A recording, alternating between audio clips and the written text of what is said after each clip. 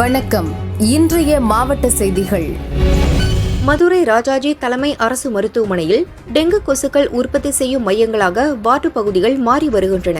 Dean அலுவலகம் செல்லும் வழியில் அகச்சுரப்பியல் துறை அருகே 3 வார்டு நோயாளிகளுக்கான கீழ்த்தள காத்திருப்பு அறை உள்ளது. அதன் உட்பகுதியில் மழைநீர் வடிகால் செல்லும் குழாய்களில் ஆங்காங்கே சிமெண்ட் ஸ்லாபுகள் பெயர்ந்தும் பாதிக்கு மேல் குழாய்கள் திறந்த வெளியில் உள்ளன.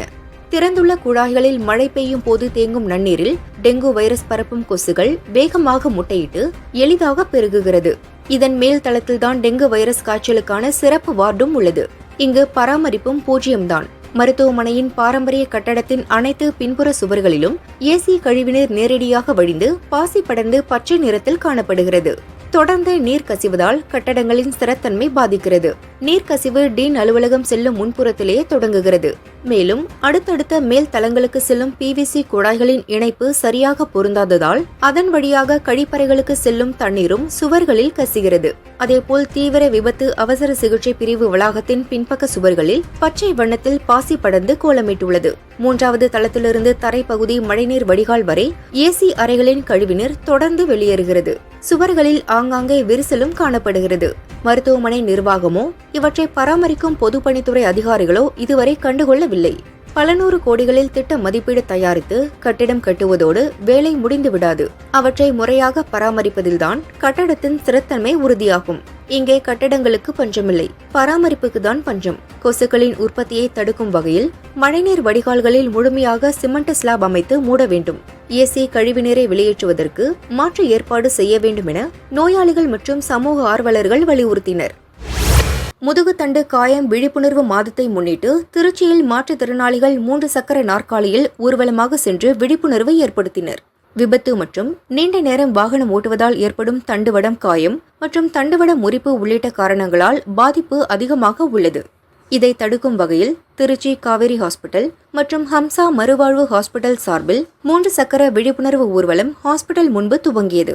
ஊர்வலத்தை ஹம்சா மறுவாழ்வு மருத்துவமனை குழு இயக்குநர் டாக்டர் சுரேஷ் வெங்கடா கொடியசைத்து தொடங்கி வைத்தார். விழிப்புணர்வு சக்கர நாற்காலி ஊர்வலத்தில் மாற்றுத்திறனாளிகள், சுகாதார பராமரிப்பு நிபுணர்கள், டாக்டர்கள் மற்றும் பொதுமக்கள் பங்கேற்றனர். ஊர்வலத்தில் கலந்து கொண்டோர் விழிப்புணர்வு பதாகைகளை ஏந்தி சென்று நகரின் முக்கிய வீதிகள் வழியாக சென்று மறுவாழ்வு மையத்தை வந்தடைந்தனர்.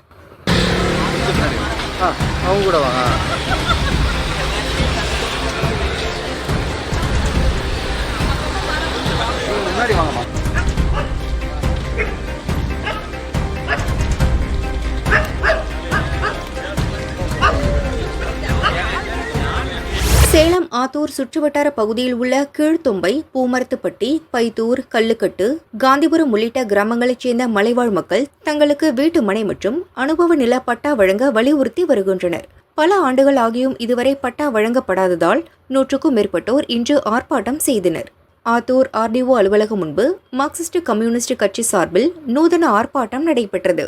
அதிகாரிகள் மலைவாழ் மக்களுக்கு காதில் பூ வைத்து ஏமாற்றுகின்றனர் என்பதை வெளிப்படுத்தும் வகையில் போராட்டக்காரர்கள் காதில் பூ வைத்து தமிழக அரசை எதிர்த்து கண்டன கோஷம் எழுப்பினர்.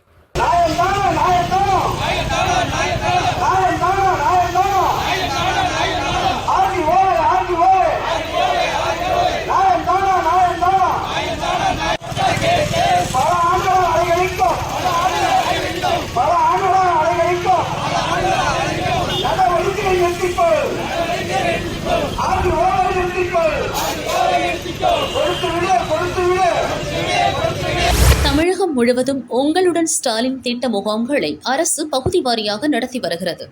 இம்முகாம்களில் மனு கொடுக்க மக்கள் ஆர்வம் காட்டுகின்றனர். ஒவ்வொரு முகாமிலும் மாவட்டத்திற்கு சுமார் 8000 மனுக்கள் பெறப்படுகின்றன.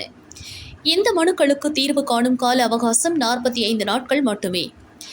இக்காலகட்டத்தை கூடுதலாக அறிவிக்க வலியுறுத்தி வருவாய்த்துறை சங்கங்களின் கூட்டமைப்பினர் உங்களுடன் ஸ்டாலின் திட்ட முகாமை புறக்கணிப்பதாக அறிவித்து பல்வேறு மாவட்டங்களில் போராட்டத்தில் ஈடுபட்டு வருகின்றனர்.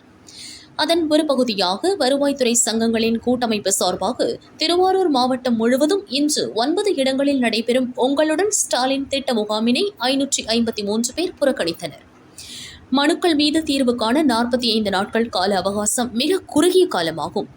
அதற்குள் ஒவ்வொரு மனுக்களுக்கும் தீர்வு காண்பது இயலாதது. ஊழியர்களுக்கு மிகுந்த மன நெருக்கடி, பணிச்சுமை ஏற்பட்டுள்ளது. எனவே இந்த கால அவகாசத்தை நிர்ணயிக்க கூடாது என போராட்டத்தில் இறங்கியுள்ளனர். இதில் நில அளவியர் ஒன்றிப்பு வருவாய்த்துறை அலுவலர் சங்கம், வருவாய் ஊழியர்கள் சங்கம், கிராம ஊராட்சி உதவியாளர்கள் சங்கம் உள்ளிட்ட சங்கங்கள் பங்கேற்றுள்ளன. அதே நேரம் அலுவலகத்திற்கு சென்று மற்ற பணிகளை மேற்கொள்வோம், கோரிக்கை மனுக்கள் அலுவலகத்தில் வரப்பெற்றால் அதற்கு உரிய தீர்வு காண நடவடிக்கை எடுப்போம் என தெரிவித்தனர். சென்னை ஹைகோர்ட் உள்பட பல்வேறு முக்கிய இடங்களில் வெடிகுண்டு வைக்கப்பட்டுள்ளதாக டிஜிபி அலுவலகத்திற்கு இமெயில் மூலம் மிரட்டல் வந்தது. இதையடுத்து வெடிகுண்டு செயலிழப்பு நிபுணர்கள் ஹைகோர்ட் வளாகம், தீவுத்திடல், ராணுவ அலுவலகம் உள்ளிட்ட இடங்களில் தீவிர சோதனை நடத்தினர். மதுரை ஹைகோர்ட் கிளை பதிவாளர் இமெயிலுக்கும் வெடிகுண்டு மிரட்டல் விடுக்கப்பட்டது. அங்கு கோர்ட் பணியாளர்களை வெளியே அனுப்பிவிட்டு வெடிகுண்டு செயலிழப்பு நிபுணர்கள் சோதனை நடத்தினர். இதனால் ஹைகோர்ட் கிளையில் வழக்கு விசாரணை தொடங்குவதில் தாமதம் ஏற்பட்டது. தற்போது அடிக்கடி கோர்ட், ஹைகோர்ட்கள், பல்கலைக்கழகங்கள் உள்ளிட்ட இடங்களுக்கு இமெயில் மூலம் வெடிகுண்டு மிரட்டல் வருகிறது. இதன் பின்னணியில் இருப்பது யார் என்பது குறித்து போலீசார் தீவிர விசாரணை நடத்தி வருகின்றனர். கொடைக்கானலில் இருந்து 35 கிலோமீட்டர் தொலைவில் கூக்கால் என்ற மலை கிராமம் உள்ளது. இங்குள்ள ஆரம்ப சுகாதார நிலையம் 6 மாதமாக பூட்டப்பட்டுள்ளது. பள்ளி முன் குப்பை குவிக்கப்பட்டுள்ளது. சுகாதாரமற்ற டாய்லெட்டில் இருந்து கடும் துர்நாற்றம் வீசுகிறது. சாக்கடை கழிவுநீர் பள்ளி முன் 6 போல் ஓடுகிறது. பள்ளி சிறுவர், சிறுமியர் 16 பேருக்கு வைரல் காய்ச்சல் ஏற்பட்டுள்ளது. சிகிச்சை அளிக்க டாக்டர், நர்ஸ் வராததால் பாதிக்கப்பட்டுள்ளனர். இப்பள்ளிக்கு தலைமை ஆசிரியர் இல்லை. அதைத் தொடர்ந்து பாஜக நிர்வாகிகள் அரசு அதிகாரிகளை தொடர்பு கொண்டு விசாரணை நடத்தினர். பள்ளி சிறுவர் நலன் கருதி சுகாதார மேம்பாட்டு பணிகளை உடனே துவக்க வேண்டும்.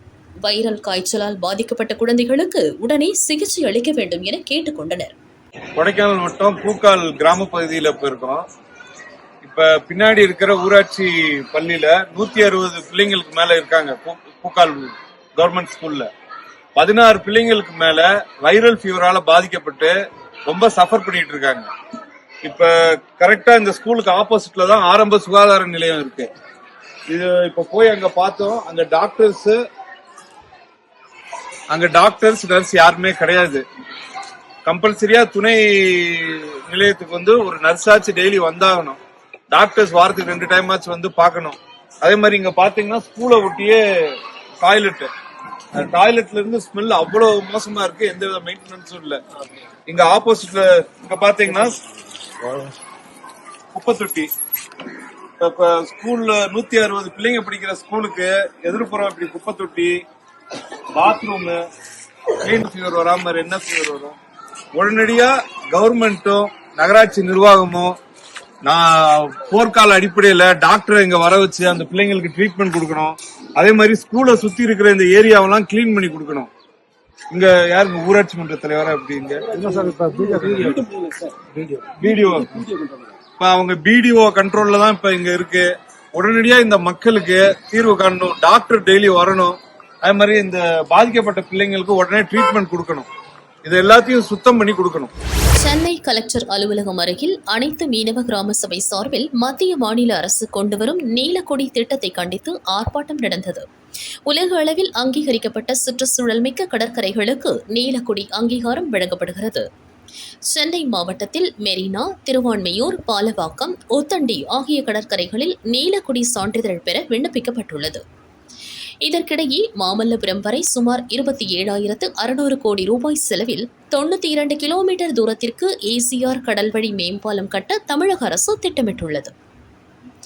இந்த பாலம் கட்டி முடிக்கப்பட்டால் மீனவர்கள் கடலில் மீன்பிடிக்க செல்லும் போது விபத்துகள் ஏற்பட வாய்ப்புள்ளது. இந்த திட்டத்தால் மீனவர்கள் வாழ்வாதாரத்திற்கு பல்வேறு பாதிப்புகள் ஏற்படும். இதனால் இந்த திட்டத்தை கைவிட வலியுறுத்தி மீனவர்கள் ஆர்ப்பாட்டத்தில் ஈடுபட்டனர். பாரம்பரிய மீன்பிடி தொழில் பகுதிகள்